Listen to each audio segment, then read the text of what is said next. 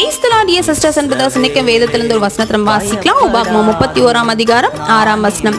நீங்கள் பலம் கொண்டு திடமனதாயிருங்கள், அவர்களுக்கு பயப்படவும் திகைக்கவும் வேண்டாம். உன் தேவனாகிய கர்த்தர் தாமே உன்னோடே கூட வருகிறார். அவர் உன்னை விட்டு விலகுவதும் இல்லை, உன்னை கைவிடுவதும் இல்லை என்று சொன்னான். நம்மளுடைய வாழ்க்கையில கூட பல நேரங்கள்ல நம்ம கடந்து போற சூழ்நிலைகள், சில மனிதர்கள், சில காரியங்களை பார்க்கும் பொழுது நமக்குள்ள ஏதோ ஒரு பயம் ஏற்படுது.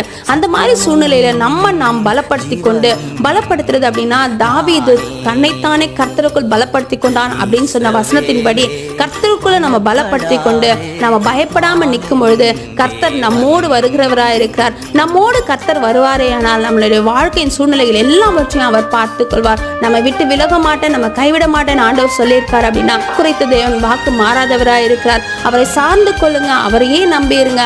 அவருக்கு மட்டுமே பயந்து வாழும் பொழுது கர்த்தர் நிச்சயமா நம்ம ஆசீர்வதிக்க வல்லவராய் இருக்கிறார். ஆமென்.